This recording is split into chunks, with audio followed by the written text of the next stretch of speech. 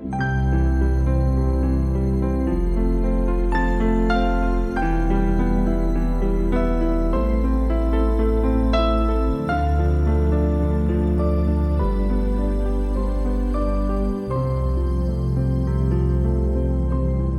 noite, pessoal. Muito obrigada a todos pela presença. Espero na noite passar um pouco daquilo que eu escolhi em positivo da renovação. Olha o objetivo desse tema. É explicar à luz da doutrina espírita o significado desse ensinamento de Jesus. Nossa, acho que meus olhos melhoraram. Não estou precisando de óculos para ler. Que tudo. Ninguém deita remendo de pano novo em veste velha, nem se deita vinho novo em odres velhos. Isso está em Mateus, no versículo 9, 16 e 17. Vamos ver o que significa isso. Ninguém deita remendo de pano novo em veste velha, porque semelhante remendo rompe a veste, faz-se maior a rotura. É verdade, alguém já tentou remendar alguma coisa? Aí você prega aqui, esgarça a lateral e a coisa vai ficando pior do que estava. A Valéria está rindo porque ela é costureira, acho que já aconteceu isso com ela. É isso, prima? E entorna-se o vinho e os odres estragam-se, mas deita-se vinho novo em odres novos, e assim ambos se conservam. Aqui, só esse slide já caberia a explicação de todo o tema, porque vai explicar aí, né, um pouquinho, dava para falar da reencarnação. Né? A gente deixa isso aqui, o corpo físico que já está velho, quem, né, foi completista aí, desencarnou em tenra idade, né, e ganharia ali, para voltar aqui uma veste nova. A gente só volta num corpo novo. Não tem como voltar no corpo que apodrece no cemitério e vira outros micro-organismos. A ciência prova isso. O Evangelho, para ser integralmente entendido e vivenciado, ele requer rompimento com os antigos padrões comportamentais.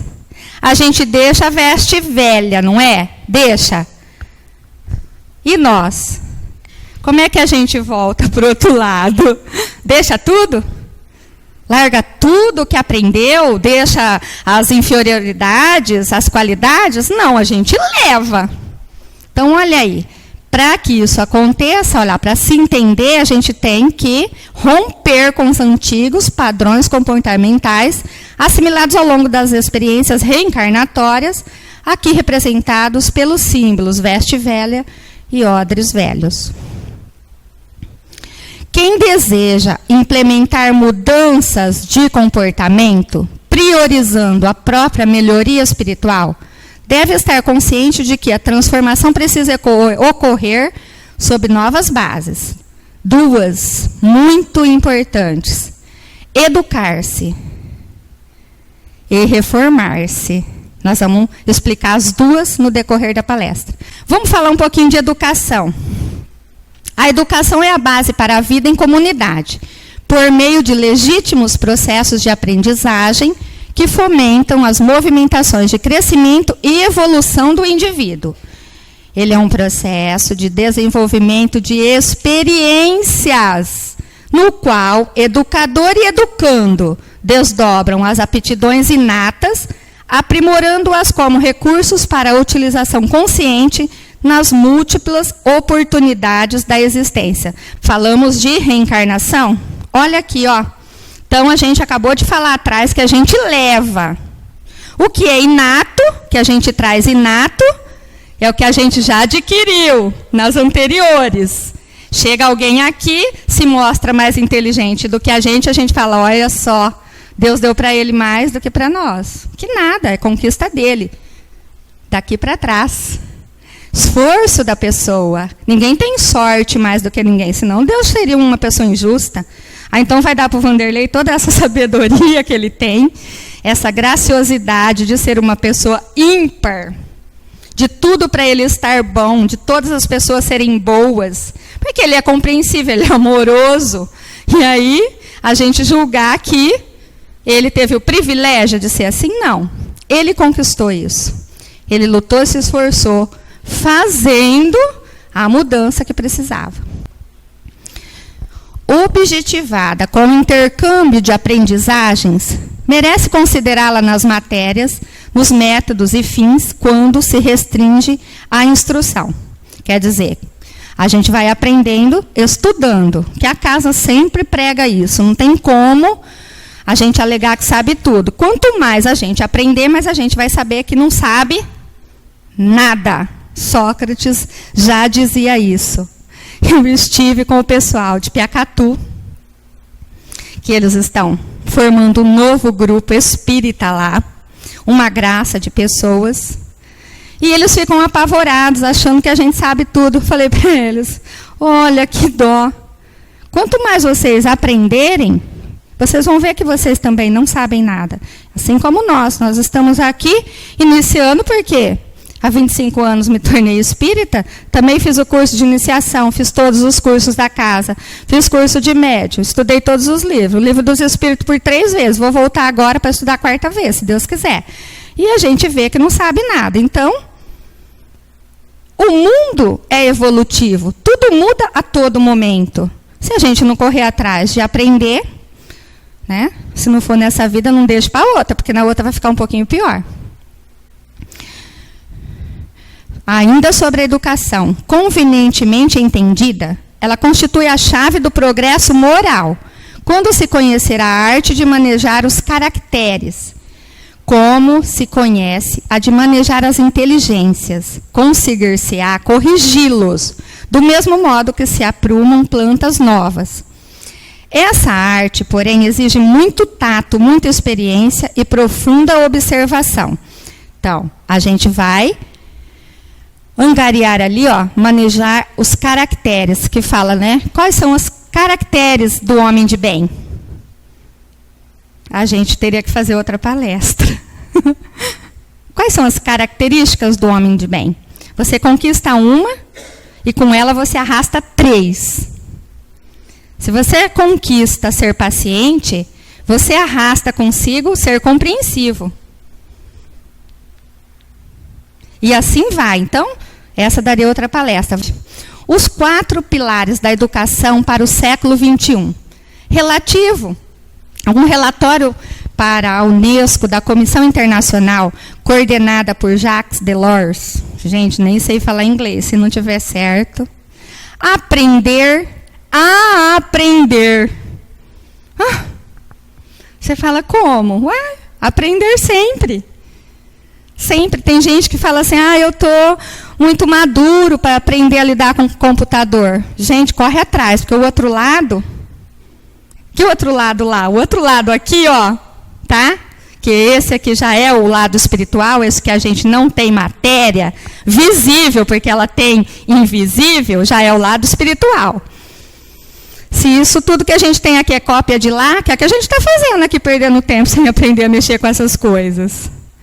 Corre, porque o espírito não tem idade. O corpo pode estar, né, velhinho, mas ó, o que está aqui dentro, que é a nossa alma encarnada, isso tem potencial para aprender toda a eternidade. Indica o interesse e a abertura para o conhecimento que verdadeiramente liberta da ignorância. De nós mesmos, da nossa ignorância. Aprender a fazer. Eu achei esse pedacinho tudo muito bom. Essas 4 etapas aí. Mostra a coragem de executar, de correr risco, de errar mesmo na busca de acertar. Porque tem gente que fala, eu não vou fazer. Não vai dar certo. Como se a gente já tivesse a fórmula mágica de todas as coisas na mão. Eu já peguei receitas e receitas, e já vi a pessoa fazer, que ao fazer a mesma receita não sai igual. Alguém já fez isso? Sai igualzinho. Não sai. Então, correr risco se faz necessário na nossa vida. Larga para trás o medo, essa coisa de você se achar que tudo tem que ser perfeccionista. Não, a gente erra mesmo. E é errando que a gente aprende. André Luiz sempre fala, gente, não há erro, há aprendizado. Eu amo essa frase dele. Eu adoro o André Luiz quando ele diz isso. Aprender a conviver. Diz os espíritas, os maiorais, as palestras mais ouvidas em 2016, são todas com o tema: o maior desafio do século XXI para os espíritas. Ele está na categoria de um dos desafios: aprender a conviver. O espírita aprende, não aprende a conviver consigo mesmo. Ele quer ser bonzinho para o outro, ele quer ser bonzinho para alguém e não olha para si mesmo, não aprende aí, a aprender, não aprende a fazer, não aprende a se corrigir, não aprende a conviver. Porque quando a gente olha para a gente e olha, sabe que nós somos dotados de qualidades e defeitos, a gente compreende melhor o outro, que também é dotado de qualidades e também dotado de defeitos. Eu ouvi, nesses últimos 20, vamos colocar 30 dias, muito essa frase: me perdoe. Se houver coincidência com alguém do público, me perdoem. Mas não foi só, foi uma frase muito ouvida. Por eu ser comerciante, eu tenho contato com quase toda a população, que é minha clientela, claro. Eu adoraria ter os 7.800 de clientes, mas é claro que não, né, Vera? Mas a maioria nos conhece e acabamos sendo envolvidos no momento político da cidade. Eu ouvi muito essa frase, nossa, quem diria que a pessoa é espírita com tal comportamento? Como se, e a gente não pode ir à defesa. E não se pode passar conhecimento espírita num diálogo de 30 minutos ou de 1 hora. Gente, Kardec já ensinou, já nos disse, só se reconhece o verdadeiro espírita pelo esforço que ele faz para transformar-se e dominar as suas más inclinações. Eu nunca ouvi Kardec dizer que os espíritos eram perfeitos, que não erram, que têm comportamentos inadequados, sim, e que em época de política acabam se envolvendo. Enfim, acabamos de falar da ignorância de nós mesmos, da falta de conhecimento que a pessoa tem, para julgar talvez uma ausência na casa espírita, culpando o companheiro de jornada pelo comportamento dele. E você? Nós já olhamos para nós, para dentro de nós. Se a gente já estiver nos corrigindo, basta. O companheiro vai ter que arcar com as consequências dos seus atos. Aprender a conviver traz o desafio da convivência, que apresenta o respeito a todos e o exercício da fraternidade como caminho do entendimento. Pronto. Traduziu aquilo que eu queria falar. Respeite o outro como ele é. Ele também está na escala evolutiva e, hora mais tarde, vai aprender um monte de coisa assim como nós. Aprender a ser, que talvez seja o mais importante por explicitar o papel do cidadão e o objetivo de viver. Todo mundo fala disso, também é muito tema comentado em palestras. O que é mais importante, ter ou ser? Questionem vocês. Doutrina dos espíritos, eminentemente racional. O espiritismo dispõe de vigorosos recursos para a edificação do templo da educação. Em todo momento, Kardec fala disso, não é?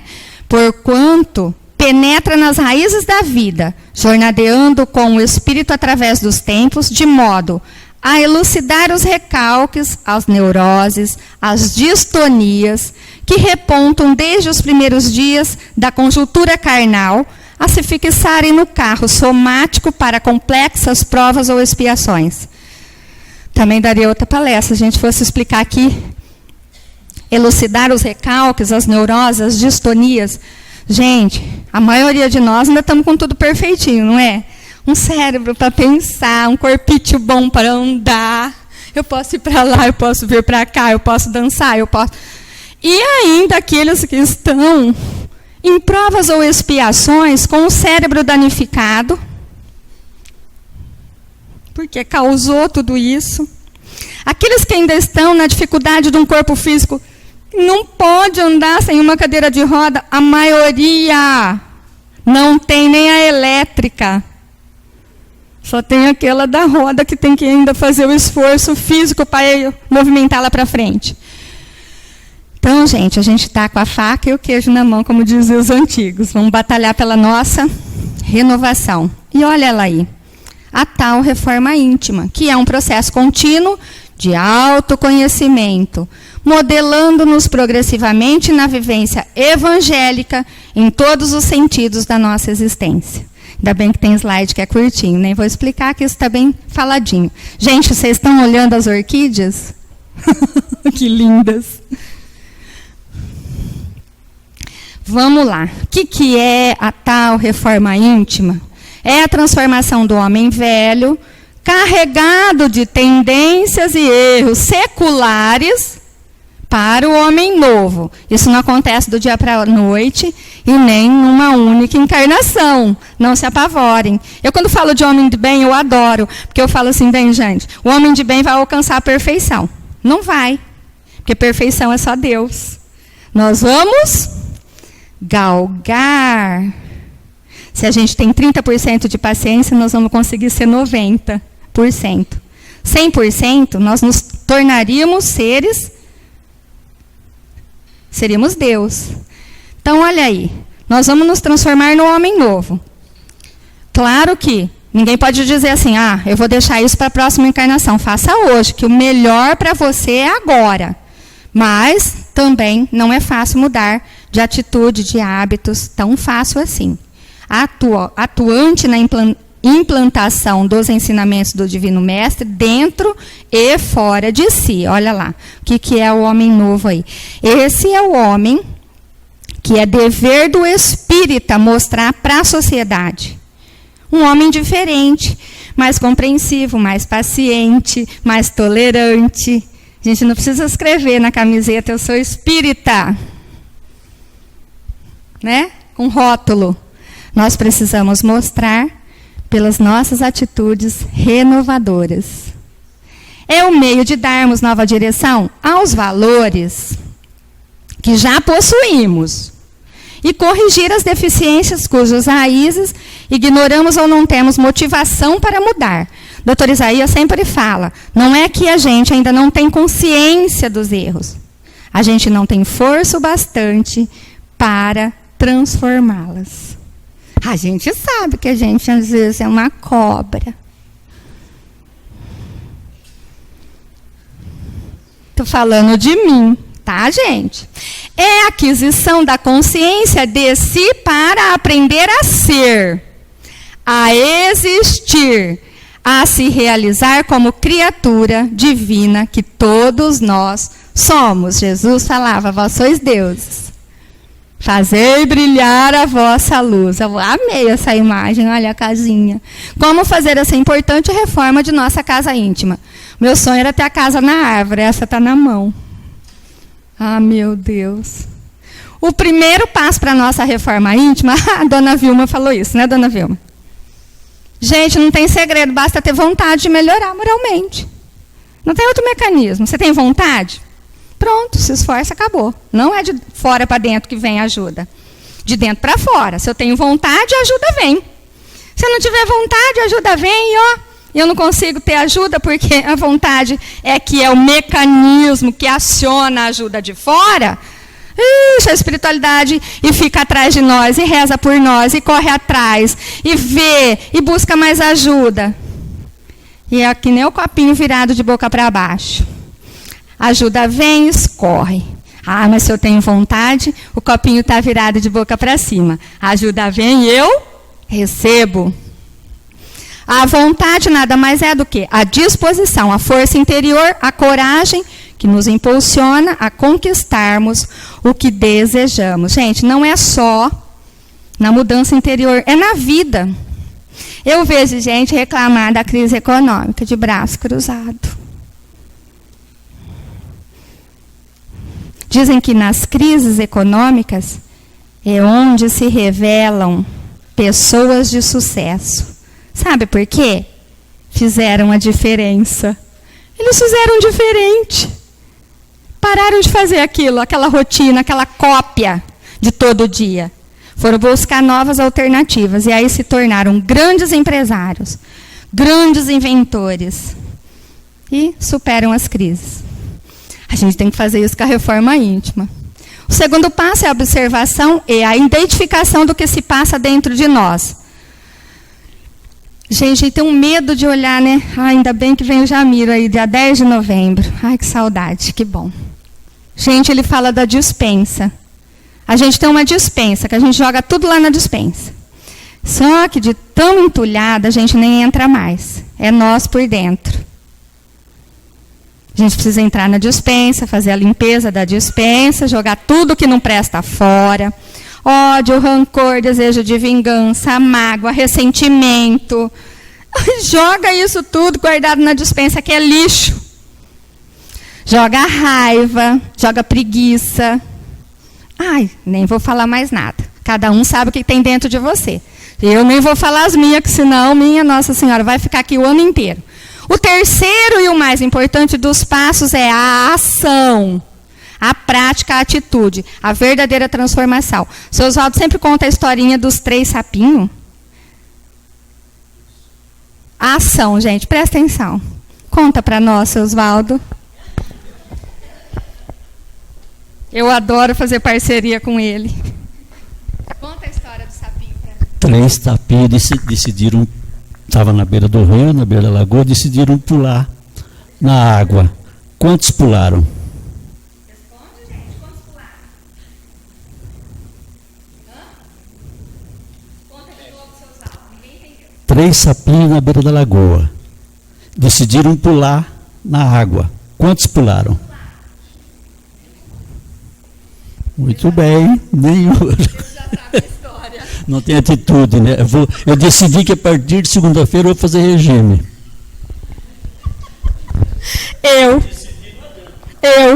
Eu quero uma fórmula mágica. Eu quero comer tudo que eu gosto. Mas que depois eu tomasse alguma coisa que eliminasse a gordura. Tem, gente?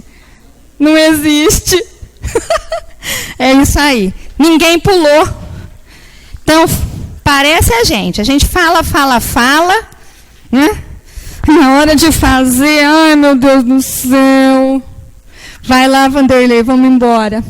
Gente, vamos transformar. Medo, orgulho, vingança, culpa, inveja, ansiedade, raiva, amargura, desespero, ódio, ciúme, angústia, tristeza, irritação, mágoa, melancolia, estresse, intolerância, por essas virtudes aqui da frente. Quer ver? Vamos ver quem... Gente, começa uma por vez, tá? Não pense em começar tudo aquilo, porque senão vocês vão desistir e a gente fica na estaca zero. Começa pela primeira. Eliminou, conseguiu? Vamos partir pela segunda, tá? Não pense em eliminar tudo isso aí de uma vez, que não é fácil. Olha lá, a gente vai chegar, quando a gente conseguir eliminar tudo isso aqui, na primeira, que é o amor. Vamos pular ela. Nós vamos conseguir abnegação, disciplina, misericórdia, afabilidade, doçura, modéstia, bem-querer, esperança. Isso tudo, gente, caracteres do homem de bem. É o desafio do espírita para o século XXI. Onde eu parei: bem-querer, esperança, otimismo, benevolência, fé, paciência, bondade, generosidade, perdão, brandura, gratidão, pureza de coração, caridade, humildade, responsabilidade, carinho, indulgência, simplicidade, compreensão, lealdade, simpatia, coragem. Isso, gente, todas as primeiras, ó. Quando você adquirir as primeiras, você arrasta as segundas, sabia? É assim que funciona, é muito legal. Se você guarda ódio, provavelmente você vai arrastar o desejo de vingança. Sabia? Então, ó, se você consegue compreensão, você consegue ser leal. E automaticamente ser simpático. Olha lá, simpatia. Se você consegue adquirir a coragem, você vai arrastar a justiça. Ser solidário. Você vai ser desprendido, vai alcançar a mansuetude e vai conseguir ser terno. Ah, eu acho maravilhoso. Então, por isso que eu falei, começa da primeira, porque o resto a gente arrasta. A gente arrasta junto, não fica tão difícil. Vamos para frente. Não existe morte ou extinção, e sim transformação. Jamais matamos o homem velho. Podemos, sim, conquistá-lo, renová-lo e educá-lo. Para, Vanderlei. Eu adoro o Raul Teixeira quando ele explica. Tem gente, eu já ouvi muito no meio espírita. Eu ouço muita palestra pela internet. É um meio de comunicação perigoso para certas coisas, mas é um meio de comunicação para quem quer aprender fantástico, como eu, que não estou na minha casa e até no celular eu consigo ouvir palestra. Ainda falei hoje para o Vanderlei. Essa semana eu ouvi um monte no celular, num aparelhinho desse tamaninho. Ruim porque você não capta a imagem, porque você deixa ele num cantinho lá, né, e vai ouvindo o som. Mas, gente, alguns palestrantes falam assim, esquece o passado. Esquece. O passado foi ontem. Eu, particularmente, acho que eles usam a palavra errada, eles se expressam errado. Você é a construção de todo o seu passado. Tá? Nós somos a construção de todas as nossas outras existências.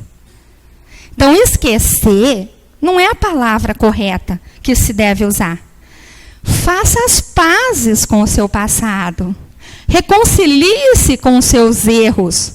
Corrija-os agora. E esse é o você no presente. Agora, apaga a Maria Shirley de ontem. O que sobrou? Nada. Ninguém começa do zero. Nós somos a construção do ontem. Então, como é que eu vou pagar o meu passado? Como que eu vou pagar minhas existências? Já tem esquecimento através da reencarnação para isso. Agora, esquecer é um meio que os espíritas usam para aquelas pessoas que ficam mastigando a dor. Então, elas falam, esquece a dor, pelo amor de Deus, lembra um pouco das coisas boas. Tá? As pessoas ficam ruminando, igual vaca, né? Diz que ela coloca o alimento na boca, tritura tudo, engole, aí volta de volta para a boca. Rumina de tudo de novo, mastiga tudo aquilo de novo. Volta para o estômago, ela volta de novo. Isso é que os espíritas querem dizer com esquecer, tá? A dor, o sofrimento traz aprendizado e experiência. Mas se o sofrimento foi há 50 anos atrás, por que é que eu estou ainda carregando ele hoje? Vamos lá. Santo Agostinho fala, isso também a gente cita num monte de exemplos. Olha o que Santo Agostinho nos ensina. Fazei o que eu fazia quando eu vivi na Terra. Ao fim de cada dia, eu interrogava a minha consciência, passava a revista ao que eu tivera feito, e eu perguntava a mim mesmo se não faltava algum dever. Se ninguém tivera motivo para de mim se queixar.